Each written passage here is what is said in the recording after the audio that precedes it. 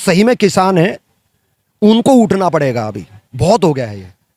आम किसान, जो किसान है ना, किसान को उठना पड़ेगा। और जो ना ये अननेसरी जो नेतागिरी कर रहे हैं ना, उनको जो एक्सप्लॉइट कर नाम को यूज कर रहे हैं, उनको जूते मारने पड़ेंगे।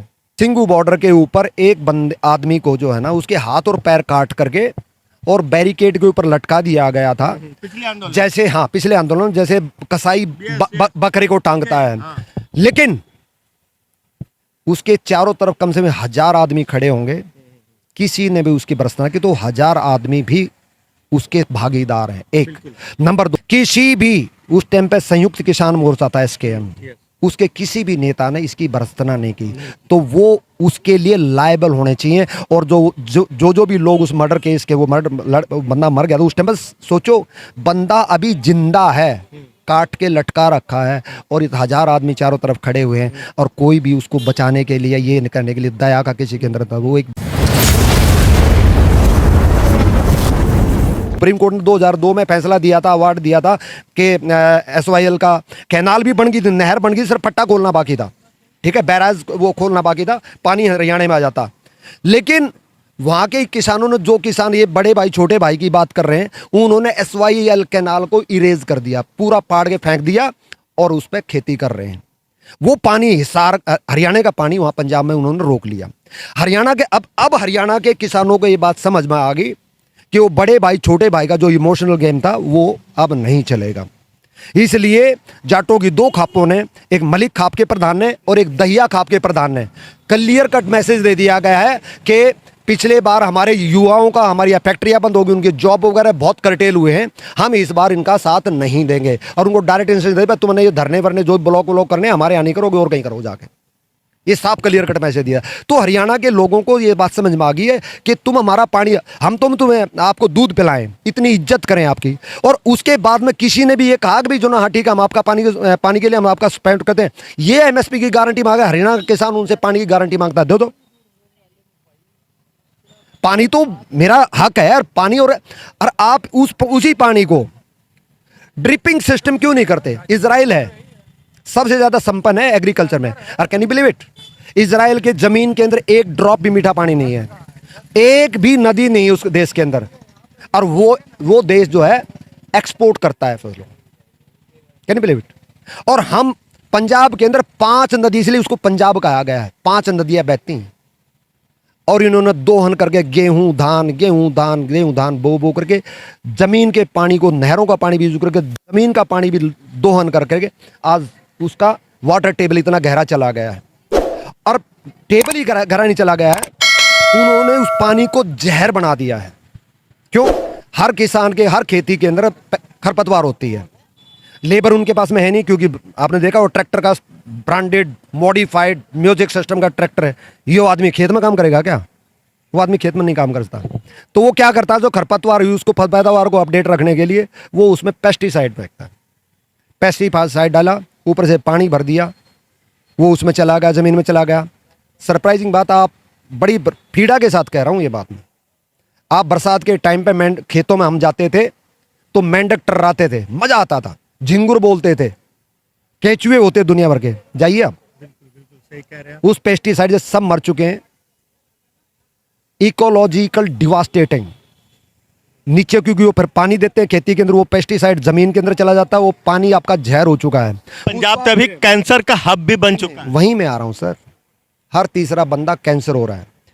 फिर आप जो कमाई कर रहे हो, अब कैंसर आपको हो गया, तो आपकी ही नहीं, आपकी पिछले वाली पीढ़ी की कमाई को साफ कर ले जाएगा। अगर आदमी तो जाएगा ही जाएगा। तो आप कर क्या रहे हो? तो सरकार ने जो अभी, मैं भी सोच नहीं सकता था, इतना कमाल का ये प्रपोजल 4 दिन पहले 5 दिन पहले दिया कि हम आप अपने जो है ना क्रॉप की डाइवर्सिफिकेशन कीजिए। गेहूं इसके चावल के पीछे, धान के पीछे हट जाइए, और आप इसमें तीनों ये दालें बताई, मक्का बताई और कपास, ठीक है, ये बोइए। ये पांचों की पांचों फसलें, पहली बात इसमें पानी कम से कम जरूरत है, तो आपकी वाटर टेबल ऊपर होगा। दूसरा, इसके अंदर आप पेस्टिसाइड और खाद कम पड़ता है, अगर ज़्यादा डालोगे तो खराब हो जाएंगी, तो आपकी ज़मीन की हेल्थ जो है ना वो इम्प्रूव करेगी। और आप गेहूं 25 रुपए किलो बिक रहा है, वो 200 रुपए किलो बिक रही है। ठीक है, उस तरह से आपके प्राइसेस आपको बेटर मिलेगी, आपकी डिमांड, क्योंकि सप्लाई एंड डिमांड का मामला हो गया। फिर देखो कैसे आपकी जमीन, फिर अगर उसमें पॉइजन जमीन में निकलोगे, पानी स्वस्थ होगा तो आपके बच्चों को, आने वाली जनरेशन कैंसरस नहीं होगी, कैंसरस नहीं होगी, आपकी हेल्थ इंप्रूव करेगी, नहीं होगी फिर आपके जो मेडिकल पे जो पैसे खर्च करने थे वो बच जाएंगे, परिवार उजड़ने बच जाएंगे। कोई आदमी, जवान आदमी किसी मर जाता है या औरत मर जाती है, उसके बच्चे छोटे छोटे होते हैं, कितनी पीड़ा में वो बच्चे गुजरते हैं।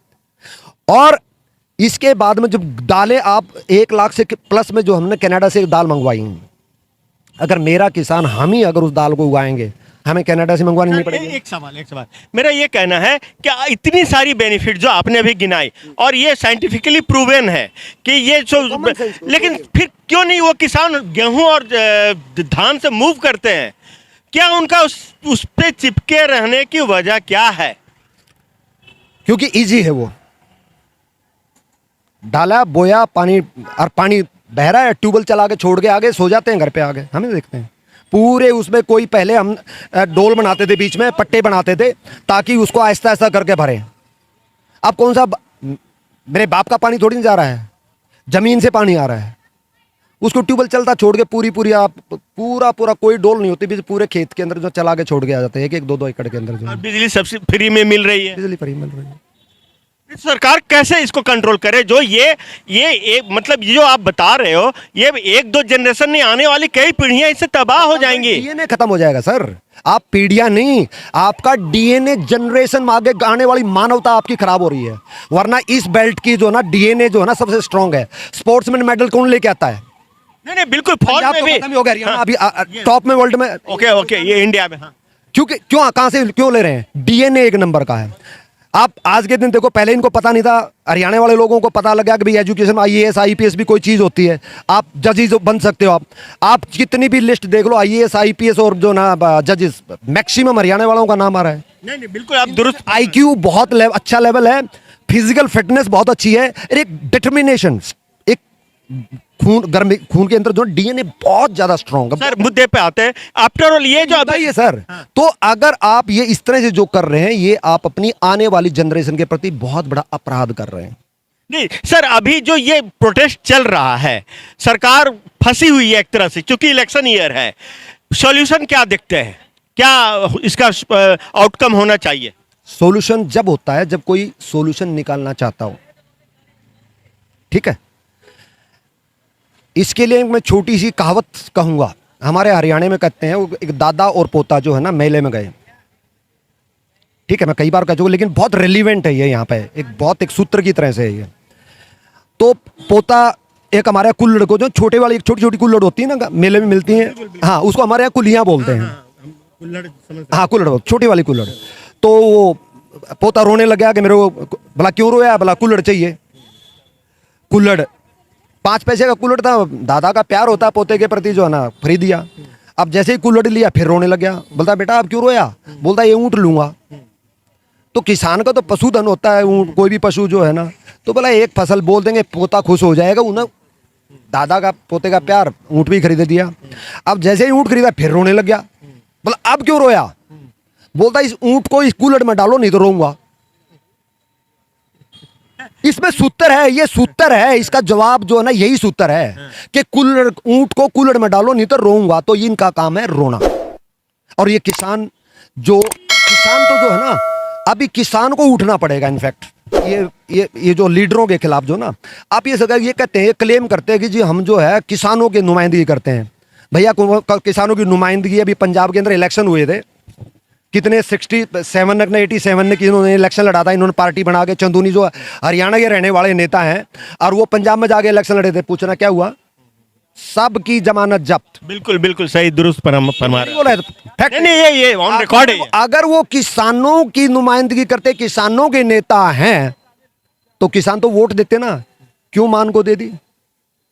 इसका मतलब है, ये प्रूव्ड फैक्ट है, तो डेमोक्रेटिकली टेस्टेड फैक्ट है कि ये जो लीडर हैं ये किसान की नुमाइंदगी नहीं करते हैं। इन्होंने जो है ना पैसे वाले सारे के सारे, इनकी बैकग्राउंड में सारे रिच हैं जितने भी लीडर हैं।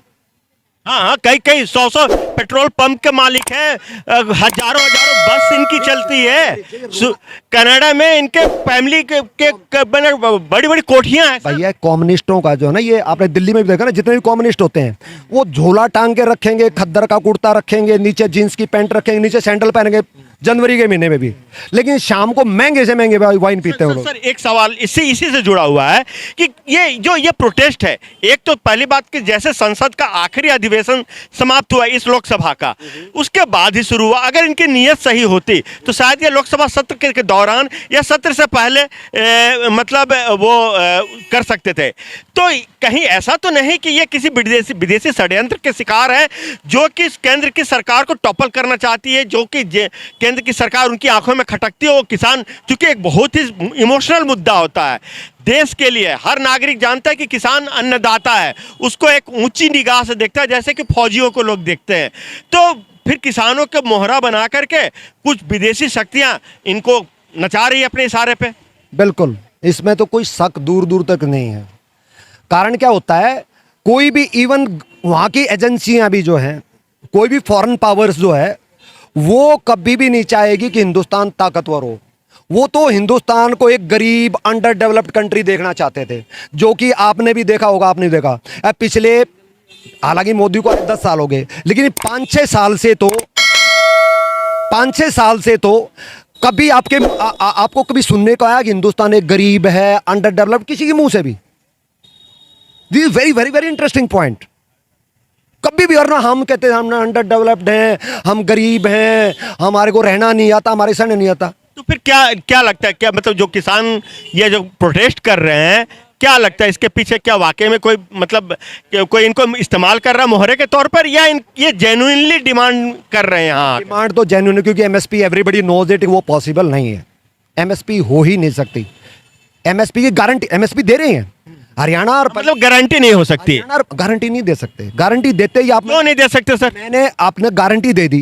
गारंटी देने का मतलब है कि आपको मेरा एक एक दाना खरीदना पड़ेगा। या एग्जैक्टली, गारंटी नहीं तो मुझे जितनी जरूरत है उतनी मैं लूंगा, लेकिन आपकी उसकी प्राइस, जैसे एमएसपी हरियाणा पंजाब ने जो है ना, हरियाणा में के अंदर एमएसपी से प्लस पैसे दिए हैं कई पिछले जब से मोदी सरकार आई है, ठीक है, उससे ज्यादा। लेकिन उनको मुद्दा वो नहीं है। इनको हरियाणा पंजाब को कोई किसान नहीं कहता हूँ गेहूं जो एमएसपी से नीचे खरीदा गया, चावल उससे नीचे खरीदा गया। और सबसे इंटरेस्टिंग बात यह है, फिर इन्होंने एक और बीमारी ऐड की है। उन्होंने कहा था कि अगर एमएसपी की गारंटी दो, और गारंटी देने के बाद में फिर उसके बाद में ये कानून में ये भी प्रोविजन करो कि अगर कोई एमएसपी से नीचे बायर खरीदता है, कोई बिजनेसमैन, कोई चक्की चलाता है या कोई, तो उसको जो है ना जेल हो जाएगी। भैया अब मैंने आप चक्की चलाते हैं, मेरे से आपने क्यों खरीदा? भाई हमारा 250 रुपये के हिसाब से तय हो गया, 250 रुपये एमएसपी मेरे को कहा, मैं तो, आपने कहा 225 रुपये लूंगा मैं तो। अब मेरा बिक नहीं रहा है तो मैंने 225 रुपये दे दिया आपको। अब 225 रुपये आपने पैसे कर दिए मेरे को, मैं जाकर एसडीएम के पास में थाने में जा खड़ा हो जाऊंगा, जी मेरा 250 रुपये एमएसपी है, 225 रुपये में खरीदा है। बिल्कुल सही, आप दुरुस्त फरमा रहे हैं। पैसे भी ले लिए मैंने, और आपको जेल भी हो जाएगी। आपने पैसे भी दिए और जेल भी होगी। ये कौन सा कानून है भाई? दो आदमी के बीच में मैं इतने दूंगा और तुम इतने, डिसाइड कहानी खत्म है। ये कानून कैसे ला सकते हैं आप? तो इनकी प्रैक्टिकल वायबिलिटी, जो इनकी कंडीशन, और 4 दिन पहले जो 3 दिन जो सरकार ने प्रपोजल दे दिया, तो इमीडिएटली इन्होंने एक वही करना, कुलिया मांग ली, ऊंट ले लिया। अब बोले ऊंट को कुलिया में डालो। इन्होंने सरकार ने बहुत ही अमेजिंग प्रपोजल दिया था, जिसके अंदर ये फंस गए थे। कौन सा प्रपोजल? अभी ये 3 दालें और कब है, इतना बढ़िया प्रपोजल। एक सवाल फिनिश कर दूं, उसमें ये फंस गए थे। अब इसको डिनाई करें तो करें क्या? उसी दिन शाम को एक और स्कूपा, एक और ऊंट मांग लिया इन्होंने, कुल्हड़ मांग ली कि जो ना ऑर्डिनेंस पास करो इमीडिएटली। ये कोई मीटिंग नहीं, ना कोई पार्लियामेंट के सेशन, ऑर्डिनेंस लेके आओ तब मानेंगे हम। मतलब दे आर इंक्रीजिंग डिमांड्स। उनको कुछ भी होता हुआ नजर आ रहा है ना, इमीडिएटली कुछ और नया क्रिएट कर देते हैं। सर इसका इनका और एक मतलब आंदोलन शुरू के होने के पहले से ही है कि जो पिछले आंदोलन में इन्होंने लाल किले पे हुड़दंग मचाया था, आईटीओ पे नंगा नाच किया था, तो उसमें जिन पर केस लादे गए थे उनके सारे केस वापस लेने की भी मांग करी है ये दूसरा, ये जो पश्चिमी उत्तर प्रदेश के जो किसान जो यूनियन आए हुए हैं, उनकी मांग ये है कि जो 1980 के दशक में जो उनकी ज़मीनें एक्वायर की गई थी गवर्नमेंट की तरफ से, तो जो उनको कॉम्पनसेशन मिला था, अब वो कॉम्पनसेशन आज के रेट में उनको दिया जाए फिर से। कहाँ तक सर ये जायज है, कहाँ तक? वही तो मैं कह रहा हूँ भाई, कुल्हड़ चाहिए कुल्हड़ मिल गया, ऊंट चाहिए ऊंट मिल गया, कुछ और चाहिए फिर सरकार क्यों नहीं एक्सपोज कर पा रही है इनको? है? कहाँ मतलब ये मतलब सरकार भी ये और काम करेगी, इस एक्सपोजर से नहीं लगा रहे भाई। एक्सपोजर आपको और मेरे को करना पड़ेगा, सरकार को नहीं पड़ेगा। और जो सही में किसान है उनको उठना पड़ेगा। अभी बहुत हो गया है ये आम किसान, जो किसान है ना, किसान को उठना पड़ेगा। और जो ना ये अननेसरी जो नेतागिरी कर रहे हैं ना, उनको जो एक्सप्लॉइट कर नाम को यूज कर रहे हैं, उनको जूते मारने पड़ेंगे, उनको खड़ा होना पड़ेगा। नहीं, तुम गलत कह रहे हो, किसान को खड़ा होना, उसकी आवाज निकालना, उठानी पड़ेगी उनको। सर एक और मतलब इस आंदोलन का एक और पहलू है खालिस्तान वाला एंगल सर। मतलब खुलेआम खालिस्तानी झंडे पिछली बार भी लहराए गए थे, इस बार भी लहराए गए। भिंडरवाले की तस्वीरें ट्रैक्टर्स पे लगाई गई है, उनके समर्थन के बैनर्स लगाए गए हैं, और यहाँ तक कि कई ऐसे ऐसे शॉर्ट क्लिप्स बाहर वायरल हो रहे हैं कि वो कह रहे हैं कि हमें पंजाब अलग कर दो, हम पाकिस्तान के साथ मिल जाएंगे। ऐसी मतलब ये आंदोलन किसानों का है या खालिस्तानियों का है या एंटी नेशनल्स के हैं? पन्नू इनके समर्थन में बयान देता है, जो कि खुलेआम आतंकी इंटरनेशनल टेररिस्ट घोषित है सर। फिर मतलब क्या ये इनकी छवि, ये कहते हैं कि हम किसान हैं, तो फिर पहले इनको बायकॉट। एक बार जब गांधी जी ने आंदोलन शुरू किया था, चौरी चौरा में जो हिंसा हो गई थी, तो वो आंदोलन वापस ले लिया था। ये खुल करके मीडिया में आकर के क्यों नहीं कहते कि फलाना फलाना फलाना जिन्होंने ये जो बयान दिए हैं खालिस्तान के समर्थन में, हम इनको बायकॉट करते हैं, हमारा इनसे कोई लेना देना नहीं है। देखिए ऐसा होता है, मैं बिल्कुल नहीं कहूँगा कि ये आंदोलन खालिस्तानियों का है, मैं ये नहीं कहूँगा कि आतंकवादियों को है, क्योंकि लेट मी फिनिश इट, क्योंकि ऐसा पहली बात नहीं है।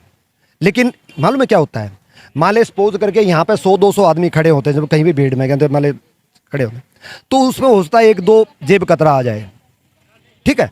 तो हम ये नहीं कह सकते ये सारे के सारे लोग जो है ना जेब कतरे हैं। समझने एक बात करो, उसमें ये एक कॉन्सेप्ट है भीड़ का, आपको साइकोलॉजिकल समझना पड़ेगा। उसमें कुछ मिसक्रिएंट होते हैं जिनको हुड़दंग करने में, गड़बड़ करने में मजा आता है। तो उनमें जो कुछ लोग होते हैं उनको वो फिर वो क्या करते हैं, उनका एक मिनट वहीं आ रहा हूँ यहाँ, उनको फिर वो क्या करते हैं, उन मुद्दों को भिंडरा वाले का फोटो लगा दिया, उधर से वो सबसे बड़ा मिसक्रिएंट तो पन्नू है ही, ठीक है, वो इस चीज का फायदा उठा रहा है। चाहे आप यहाँ पे खड़ा होकर के जो वो सर, जो आंदोलन के जो नेता हैं, जो नेगोशिएशंस में जाते हैं, उनकी जिम्मेवारी नहीं बनती है कि खुलेआम मीडिया में आकर के उनकी भर्त्सना करे और नाम लेकर कहे कि ये जो कर रहे हैं ये गैर कानूनी है और हम इनके बयान से सहमत नहीं है। वो एक बार भी उनका स्टेटमेंट ऐसा क्लियर कट नहीं आया है किसी भी नेता का, ना इस आंदोलन में आया ना पिछले में आंदोलन आया। लेकिन मैं 3-4 दिन पहले एक वीडियो देख रहा था शंभू बॉर्डर की, कुछ यंग लड़के जो ना भिंडरवाले का पोस्टर लगा रहे हैं, लेकिन एक बुजुर्ग सिख थे, वो कह रहा था, बुजुर्ग बिल्कुल मतलब मे बी 80+, और उनके फीचर से मुझे लग रहा था कि वो कभी फौज के अंदर कोई अफसर या कोई रहे होंगे। वो साफ मना कर दे, वीडियो मैंने देखी, वो कह रहा नहीं ये नहीं लगेगा, मतलब अड़ के खड़े हो गए थे उनको। नहीं, ये तो नेताओं का काम होना चाहिए था ना। वही आ रहा हूं, लेकिन नेता इसमें पहले, मैं इसके आगे एक चीज और आपको याद दिलवाऊंगा, आप के रोंगटे खड़े हो जाएंगे उसको लेकर के। सिंगू बॉर्डर के ऊपर एक आदमी को जो है ना, उसके हाथ और पैर काट करके और बैरिकेड के ऊपर लटका दिया गया था, जैसे हाँ पिछले आंदोलन जैसे कसाई बकरे को टांगता है।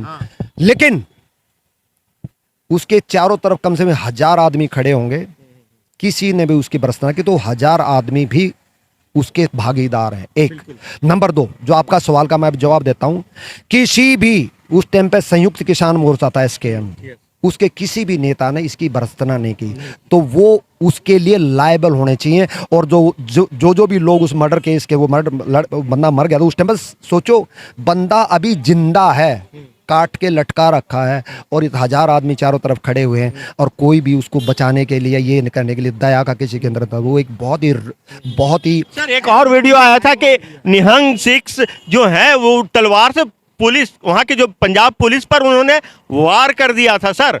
वो भी एक उस दौरान एक वीडियो आए थे बाद में। तो उसको नहीं क्या सीखना चाहिए, जो इंडिविजुअल ने जो किया वो क्रिमिनल है और उसके साथ में उसको लॉ को टेक करना चाहिए और उसके कानून के जो उनके खिलाफ रजिस्टर्ड वापस नहीं लेने चाहिए। मेरा एक और इसी से मतलब मैं इसको थोड़ा सा एक और उदाहरण से आपको कहना चाहूँगा कि जो अभी जम्मू कश्मीर में लेफ्टिनेंट गवर्नर मनोज सिन्हा जी हैं, जो वहाँ पे सिया कम्युनिटी का मुहर्रम का ताजिया नहीं निकल रहा था पिछले 30-40 सालों से, उन्होंने इस बार ताजिया का जुलूस निकाला तो मनोज सिन्हा ने खुलेआम पहले उनके पर शर्त रख दी थी कि अगर कहीं से भी देश विरोधी नारा लगा, हिंदुस्तान के खिलाफ नारा लगा, तो जो ये जुलूस के नेता हैं हम उनको इस जिम्मेवारी के कसूरवार मतलब जिम्मेवार ठहराएंगे।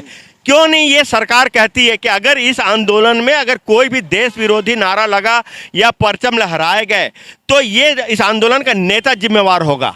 बिल्कुल, ये सरकार को ये करना चाहिए और इनके जो भी केस रजिस्टर्ड हुए हैं उसमें जो है ना उनको जो लीडर हैं उनके खिलाफ भी पर्चा दर्ज होना चाहिए, उसको इक्वली पार्टिसिपेंट है वो उसके। और ये मैं I salute to Manoj Sinha साहब कि उन्होंने कर और देखो बड़ा पीसफुली वहाँ पे वो जुलूस निकला, ठीक है, वी रिस्पेक्ट। तो ये चीज यहाँ भी होनी चाहिए ना सर, होनी चाहिए। पर ये मालूम है क्या है, ये एक नैरेटिव क्रिएट कर दिया, अन्नदाता किसान ये वो जो है ना उसको इमोशनली, और एक सरकार को बहुत सेंसिटिव इशू है। देखो आप क्लियर कट एकदम से जो है ना वो एक्शन वगैरह नहीं ले सकते। लेकिन अब पिक एंड चूज वाली तो बात हो ही जा रही है ना सर। चूज नहीं है ये, पिक एंड चूज है, ये अलग मुद्दा है। ये किसान के बहुत वाइडर है, एक वहाँ पे एक पर्टिकुलर कम्युनिटी, एक पूरी कॉलोनी या पूरे एक सिटी या एक उस तरह का किया जा सकता है। ये बहुत बड़ा मुद्दा बात नहीं, एंटी नेशनल स्टेटमेंट या सेंटिमेंट के लिए तो पूरा देश खड़ा हो जाएगा सर। एफआईआर दर्ज हो, वहाँ पर कोई किसान या कोई काम, यहाँ तक कि फौजी भी अगर कोई एंटी नेशनल होगा तो देश उस फौजी के खिलाफ खड़े हो जाएगी। कोर्ट मार्शल नहीं होता, अरेस्ट नहीं होता कि जो कि हिंदुस्तान की फौज की कोई भी सीक्रेसी लीक करता है उसका कोर्ट मार्शल तो जिंदगी भर के लिए जेल में भेजा जाता है उसको। इसके पीछे क्रिमिनल जो एक्ट करेगा, जो देश के कानून की वायलेशन। सर आपको नहीं लगता कि सरकार सॉफ्ट पड़ रही है? किसानों का एक हुजूम, भीड़, सेंटिमेंट्स या उनकी संख्या, अभी भी देश में 55-60% लोग तो किसानी से जुड़े हैं। ये सरकार जो है जिसने कहा है सबका साथ, सबका विकास, सबका, तो ये उसमें एक्सक्लूड नहीं करना चाहते, चाहे वो किसान तो नेचुरली बता दिया किसान वो एंटी नेशनल एक्टिविटी करे, उनको शुद्ध भाई हमारे ही तो आदमी है ना, उनको चाहे वो लाल किले पे खालिस्तान मतलब उनके केस दर्ज करके उनको अंदर जेल में डाला जाए, वो करो उनको करेक्टली, ठीक है, वो जरूरी है। मालूम है क्या यहाँ पे एक मुद्दा और है, यहाँ पे आपने गिद्ध देखी होगी ना, जो वल्चर जिसको बोलते हैं, वो कोई भी जानवर जो मरने से पहले सिसकता है ना, वो कभी भी जब वो सिसक भी रहा होता है तब तक उस पर अटैक नहीं करता उसको। जब उसका आखिरी वो साथ में बैठ जाएगी बिल्कुल 1 फुट दूर के ऊपर, लेकिन उसके ऊपर जब तक उसके मांस को नहीं नोचेगी जब तक वो मर नहीं जाए, ठीक है। तो जो यहाँ पे क्या है, अपोजिशन पार्टियां इस बात का वो गिद्ध की तरह नजर है उनकी इस पे, वो इंतजार कर रही हैं कि किसानों की जो भी एजिटेशन है और सरकार के बीच में, पुलिस फोर्सेस के बीच में संघर्ष हो, इसमें 10, 20, 50, 100 किसान मर जाएं, जो भी पार्टिसिपेंट हो मर जाएं, और बस फिर वो अपना मांस नोचने का काम शुरू करें, ऊपर से इलेक्शन। सर आखिरी सवाल, पिछली बार भी गौतम नौलखा और जैसे जो हार्डकोर अल्ट्रा कम्युनिस्ट नक्सल्स जो थे उनके रिलीज के बैनर पोस्टर लगाए गए थे पिछले वाले मूवमेंट में, कहीं इस बार भी तो बैकग्राउंड में रह करके, या जो अभी भी जैसा कहा जाता है कि कांग्रेस का जो अभी कमान है कुछ कम्युनिस्ट थिंकर से मतलब कंट्रोल कर रही है, कांग्रेस के जो दिग्गज नेता जो है बड़े त्रस्त हैं, वो खुल करके अब कहने लगे हैं कि अब हमारी बात नहीं सुनी जाती है, जो राहुल की कोर टीम में जो जेयूनियाइट्स टाइप के प्रोडक्ट है वही उनको कर रहे, तो कहीं बैकग्राउंड में ये उनको तो नहीं संचालित कर रहे जो आंदोलन हो रहा है? वो तो है कहीं ना कहीं, जो ना सपोर्ट तो है अपोजिशन पार्टीज का, उसमें तो कोई शक ही नहीं है, वो तो दूर दूर तक शक नहीं होना चाहिए आपको। धन्यवाद सर। तो ये रहे अहलवाल सर, सुप्रीम कोर्ट के एडवोकेट है। आपको इनका विचार कैसा लगा आप अपने कमेंट बॉक्स में अपने विचार व्यक्त कर सकते हैं, और आपको ये विमर्श अच्छा लगा तो आप हमारे चैनल को प्लीज़ लाइक एंड सब्सक्राइब जरूर करें। आप देख रहे हैं देश प्रथम न्यूज और मैं आपका दोस्त ज्ञान प्रकाश। जय